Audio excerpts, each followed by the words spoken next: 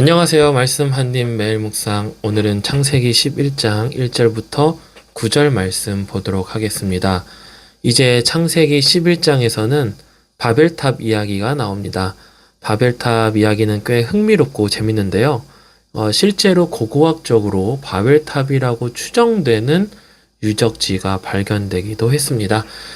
오늘 내용 살펴보도록 할게요. 1절에 온 땅의 언어가 하나요? 말이 하나였더라.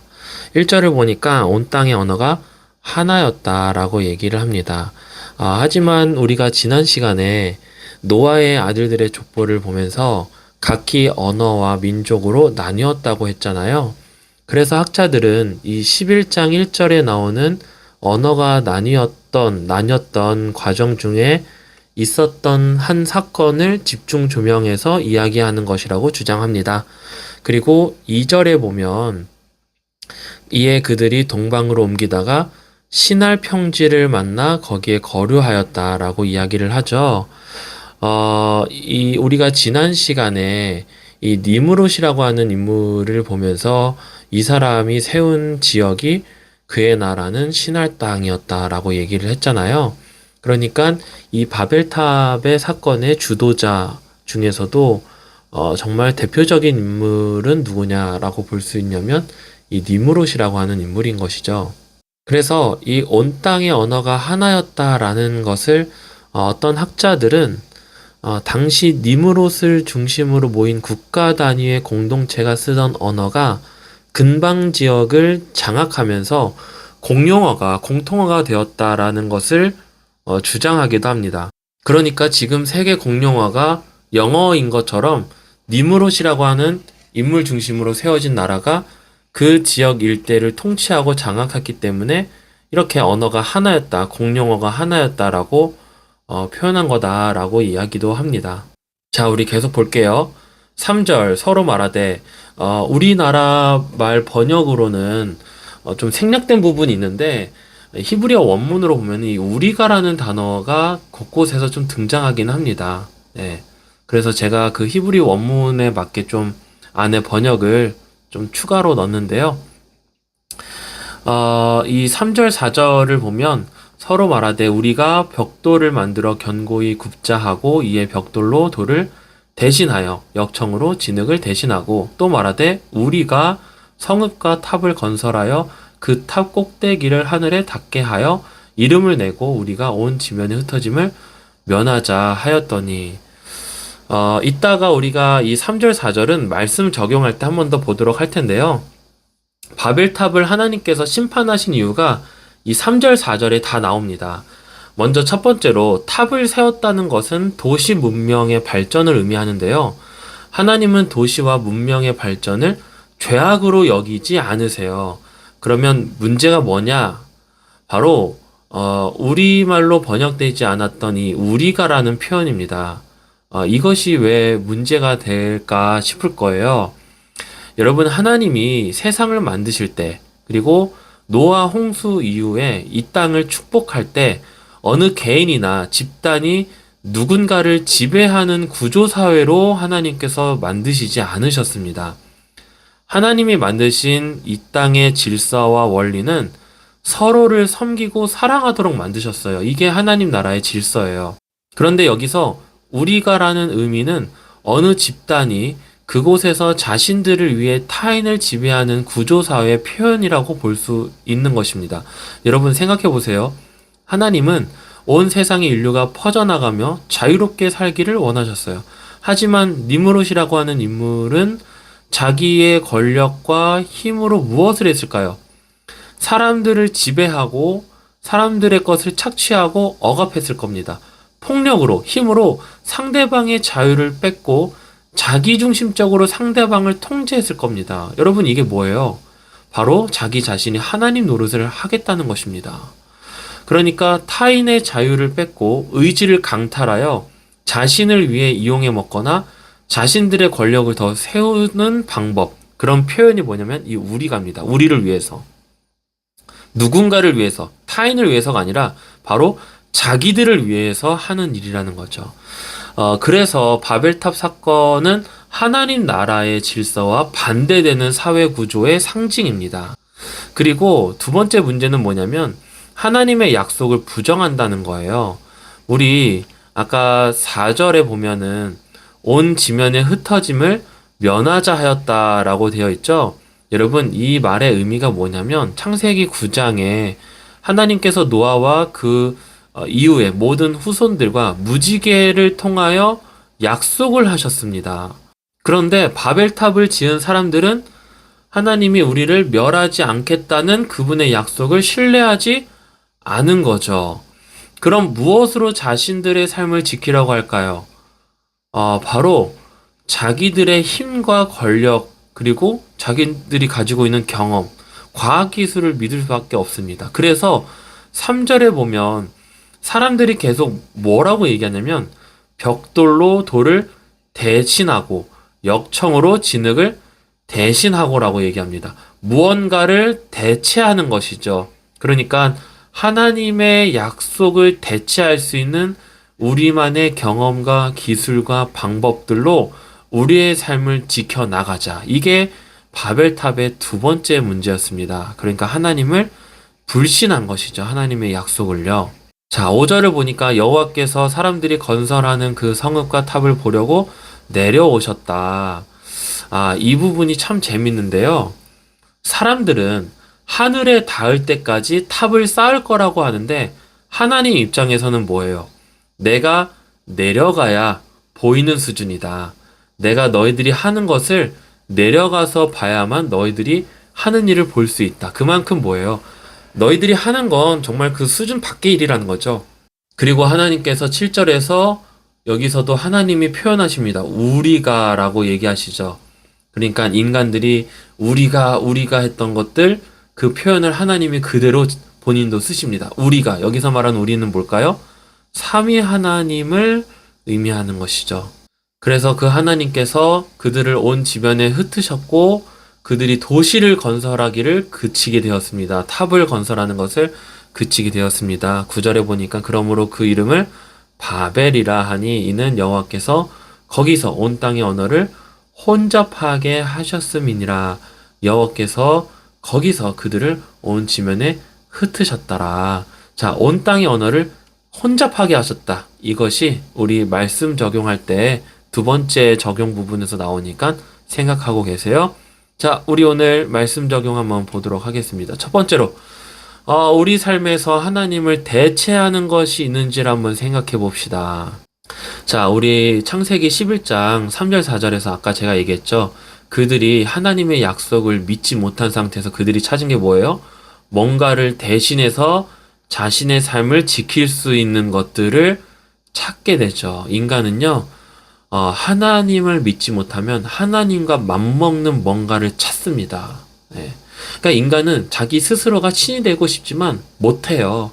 그래서 자기들을 지킬 수 있는 다른 대체물을 찾습니다. 여러분, 하나님이 없는 사람은 기술과 방법을 통해서 삶의 구원을 추구하지만 하나님의 사람은 기술과 방법을 사용하긴 해요. 하지만 기술과 방법을 의지하지는 않습니다.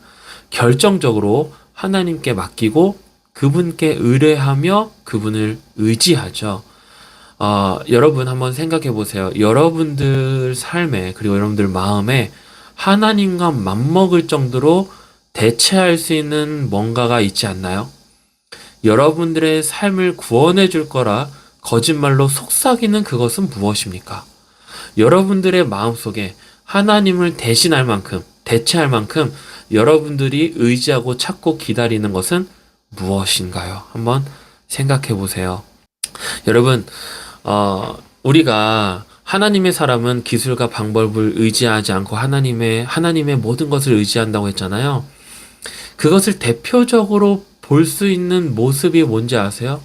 바로 기도하는 것입니다. 여러분들이 이 땅에 있는 기술과 그리고 여러분들이 나를 구원해 줄 거라 하고 있는 그 대체할 수 있는, 하나님을 대체할 수 있는 그것을 의지하지 않고 하나님을 의지한다면 여러분들은요, 기도하는 사람이 될 거예요.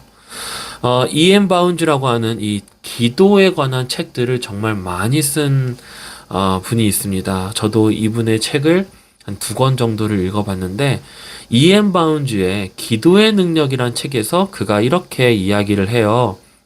오늘날 교회가 필요로 하는 것은 더 많은 기계나 더 좋은 기계도 아니고 새로운 조직도 아니고 기발한 방법도 아니고 교회가 필요한 것은 성령이 쓰실 수 있는 사람, 즉 기도의 사람, 기도에 능한 사람이다.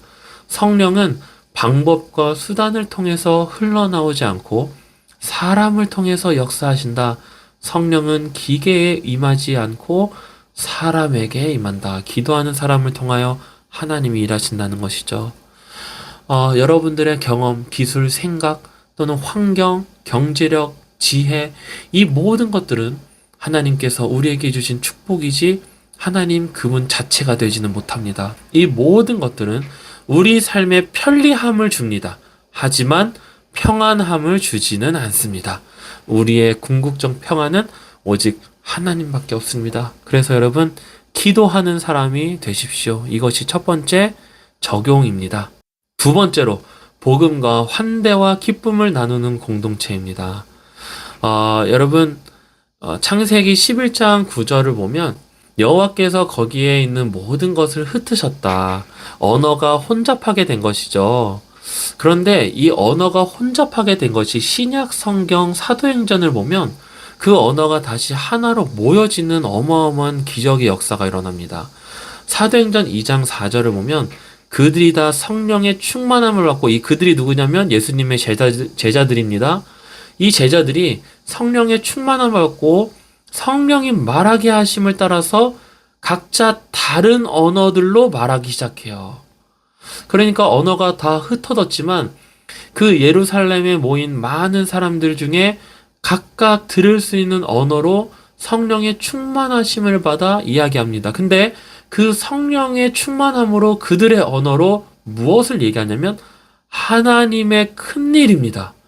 이 하나님의 큰일이 무엇인지 베드로가 2장 14절에서 모든 사람들아 이 일을 너희로 알게 할 것이니 내 말에 귀를 기울이라 하면서 그 예루살렘에 모여있는 많은 사람들에게 집중하라고 이야기합니다. 그러면서 이런 이야기를 해요. 사도행전 2장 36절 38절입니다. 그런즉 이스라엘의 온 집은 확실히 알지니 너희가 십자가에 못 박은 이 예수를 하나님이 주와 그리스도가 되게 하셨느니라. 그러니까 베드로가 전하는 건 뭐예요?